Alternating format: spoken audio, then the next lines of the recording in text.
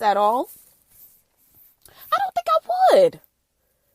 I don't think I would. And here's why. I don't think I would because I feel like if she was coming in to talk about prison reform and it was just women in prison reform and she happened to be one of those women, I wouldn't be upset by that. I also wouldn't be upset. I think sometimes I know that we cling on to things that we consider are ours, right? So if you're Black, Essence is probably one of those things where it's like, it's ours. You know what I mean? And we don't got much else. But I also feel like in order for me there has to be some context where in order for her to become enlightened about the Black female experience outside of what she currently knows, because I oftentimes wonder, do their Black friends really check them? And I know y'all like to go in on the twins, but the twins aren't the only Black friends that they have.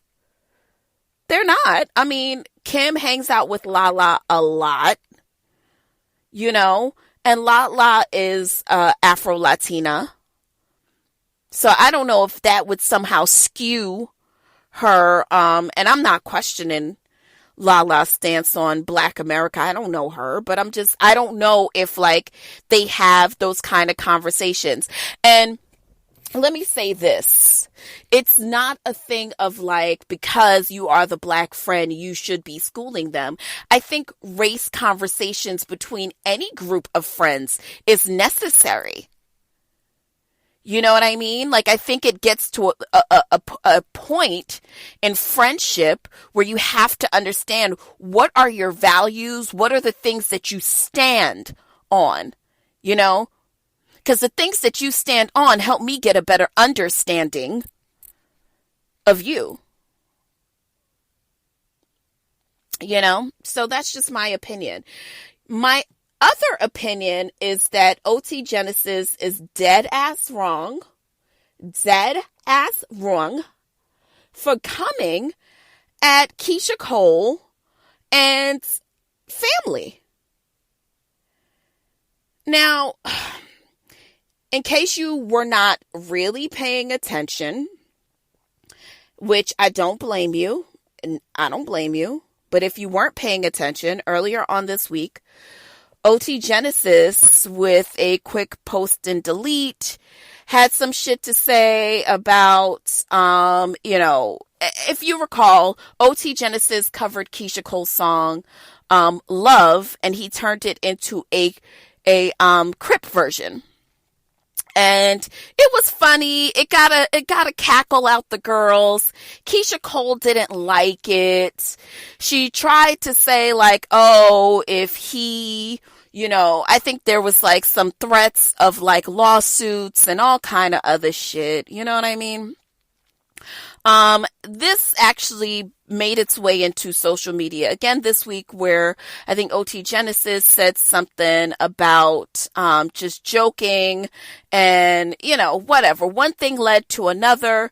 Keisha Cole decided to jump on and she had some shit to say to Mr. Genesis, and then Neffy jumped in, and Neffy kind of went in about OT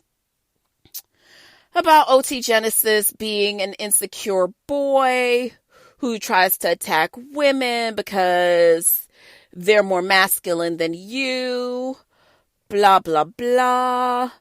And she basically said to him at the end, Beyonce did not put you on for you to act like this. One thing led to another. Frankie got involved. OT was saying shit like, oh, I think I used to serve to Frankie. It just got super disrespectful really quick.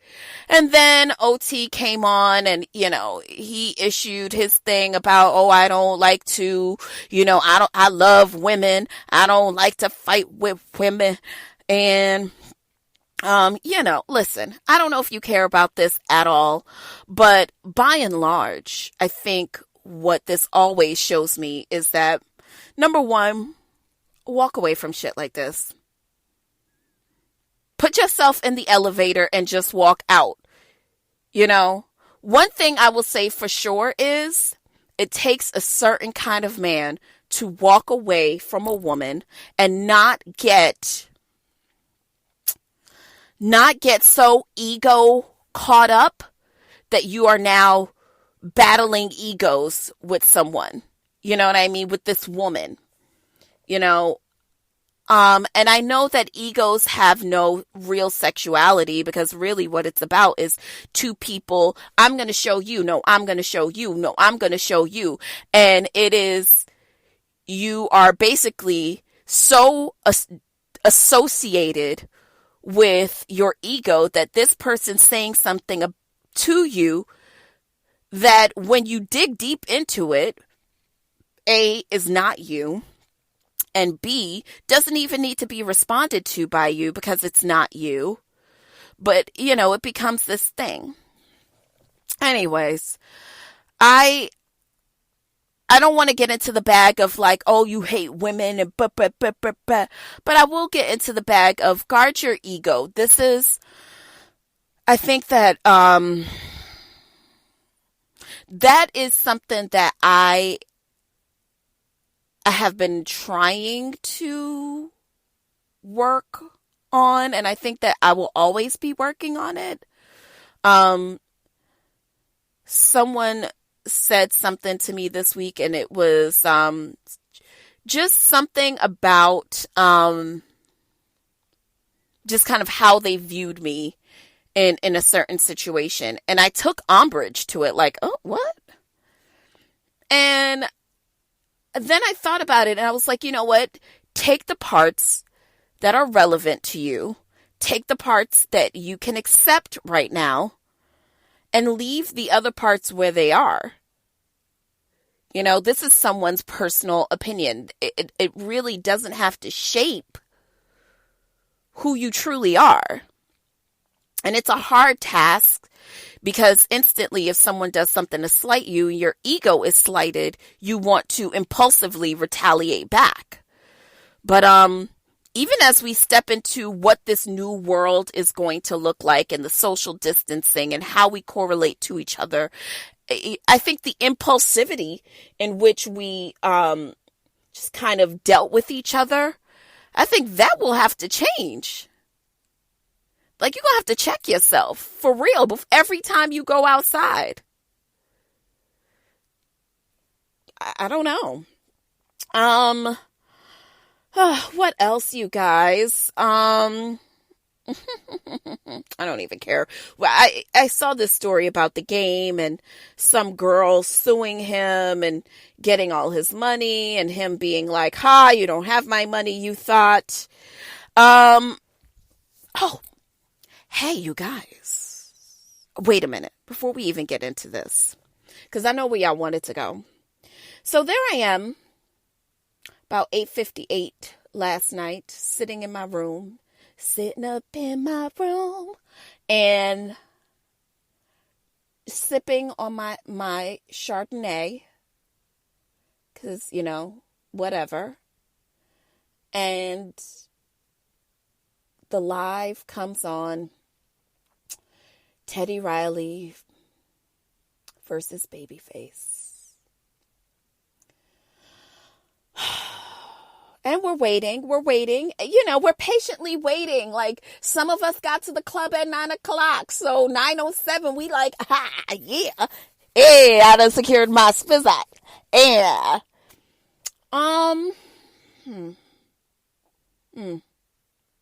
So then, Mr. Baby Kenneth Edmonds enters the room. What a peace so divine.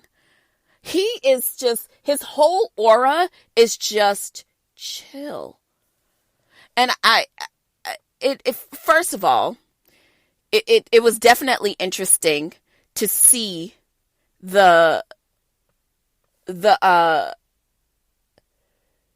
counter, to see the counter energies.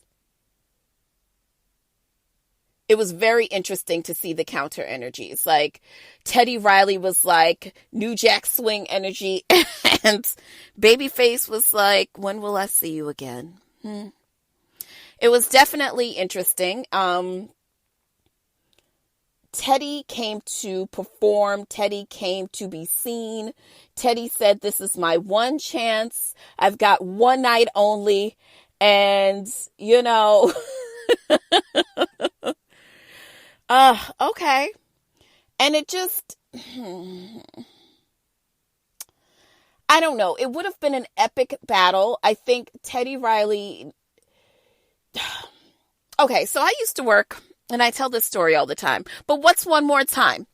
I used to work at this fast fashion retailer. One of their biggest things was distracting the customer while they shop. So music was on 20, just visual stimulation out the ass, wallpaper, lights, color, just prints, just everything. Just a lot of shit. And it wasn't because, you know, it wasn't for happenstance. They did that on purpose. It was part of the ambiance. The whole idea was to distract you in your experience, that you would be more impulsive in your buys. Meaning you would get more because you're just so unconscious in the moment, right? You can't even hear yourself think, like literally. I think it's also speaks to the psychology of how someone feels a lot of times. Like if you feel like you have to put more frills and more shit on your shit, maybe it might be because you don't necessarily believe in the power of your work. And I know for a lot of creatives, they may suffer through that. Like, oh, I can't put this out until everything is perfect.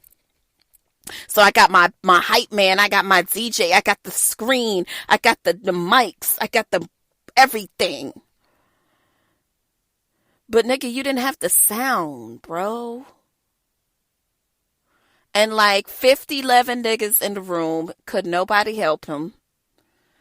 Babyface is just in a room by himself. He was like, I'm not even going to turn on all the lights, because what's the point? So then there was the pause. You know, I don't have to go through this with you. You know what the tea is. Then there was the pause. And then the pause was like, oh, we're going to come right back. And Babyface was like, you know what? I'm actually going to go to bed. But thank you so much for this experience. I won. You lost. Amen. That was probably like, if there was a manifestation of what 2020 has been, watching that live with Teddy Riley and Babyface was it. And hopefully they get an opportunity to do it again. I really do hope so, because I just, and then y'all had Tyrese up in there, and he was throwing the tile, and, you know, just like, it was just a lot of just like, oh my God.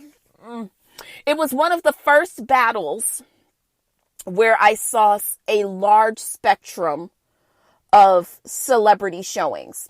So like when I was at the D-Nice thing, I saw like a lot of like people big people, you know what I mean? Like grown people. I wasn't seeing Lil Uzi Vert or Quavo at the D-Nice party.